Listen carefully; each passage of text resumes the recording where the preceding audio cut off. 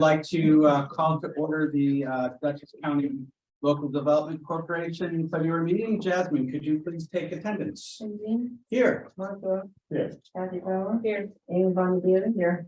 Jamie DeCorlin. Here. Don Sagliano. Here. Alfred John. Here.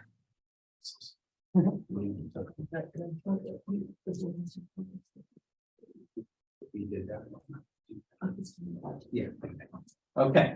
All right. So, conflict of interest disclosure, of course, if anybody has a conflict, I don't see anything in here that is outside of our normal business, but if for any reason there's a conflict, please let us know.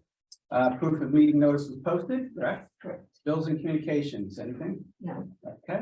Approval of minutes of the January 11th meeting. Does anybody have any comments or observations or changes that need to be made to those minutes?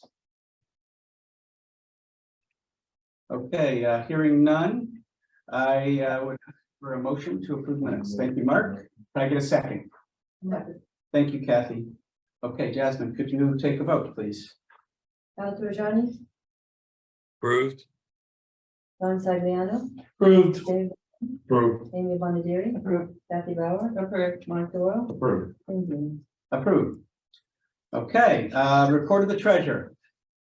There is no report of the treasurer this month because we're still waiting for our accountants to figure out the rent under that new formula that we have to do for our rent, and we're still waiting for that calculation. Oh. So it's going to affect the financial statement as well.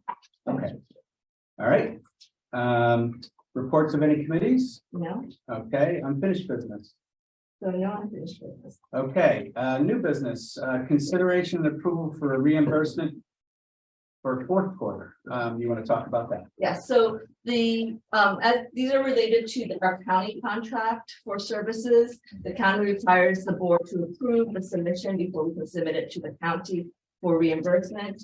The first one to consider is our regular county contract for fourth quarter. We are asking for reimbursement for that. We are, just one thing to note is that the spending is standard. We will have about a little over $18,000 that we are not asking reimbursement for left in the contract. It doesn't affect our bottom line. The reason for the remaining outstanding balance that we're not asking reimbursement for is that we had budgeted 26 payroll disbursements, but in 2022 we only had 25. So Can't ask for what you didn't do. yeah, we did do. So that's what the 18,000 is for. But otherwise, it is standard. And you can see the progress report on the next page saying that we had hit all our marks. So I see under our agenda, there's A and B. Yes, the B is the ARPA funds, the Oh, ARPA funds. Okay, so we should vote on these separately. Correct. Okay, so the first item is for the fourth quarter reimbursement with Dutchess County. Based on the form that's in here, that's what Sarah would execute. Does anybody have any questions about it? Okay, somebody be willing to make a motion? I'll make a motion. Thank you, Amy. Could I get a second? I'll make the second. Thank you, Kathy. All right, Jasmine, would you take a vote on the approval for the payment request? Mark Doyle. Approved. Kathy Bauer. Approved. Amy Bonadero. Approved. Jamie DeCorlin. Approved. Don Sagliano. Approved. Alfred John. Approved. Approved. All right. All right, item B. So item B is the ARP funds that we had with the county, So what does that stand for? the American Rescue Plan. Okay. Yeah, so we had we were given up to $350,000 of the ARP funds to spend. We did not spend about 42,000 of those funds, not because we didn't achieve our outcomes, but because we were really good at saving money. So I am in the middle of conversations with the county to see if I can use these funds in 2023. because the federal government, the requirement is to use these funds by the end of 2023. So we're optimistic that we may be able to use these funds for continuation of the programs that we started with these funds. In particular, last year we held an event called Accelerate Hudson Valley. We have gotten a lot of good response and actually requests to do it again in 2023. So majority of those funds will be used towards that. So that is this form in So here. that's the form in here, and you'll see the remaining disbursement is around 42,000. That's the unused funds. The payment request is 64,000. Yes, correct. Okay, questions? Could I get a motion to approve this payment request? I'll make the motion. Thank you, Kathy. Could I get a second? Mark, thank you. Jasmine, could you please take a vote? Mark Doyle, Approved. Kathy Bowman, Approved. Amy Bondieri, Approved. James McCollum, Approved. Don Saviano, Approved. Al Rajani. approved, Approved.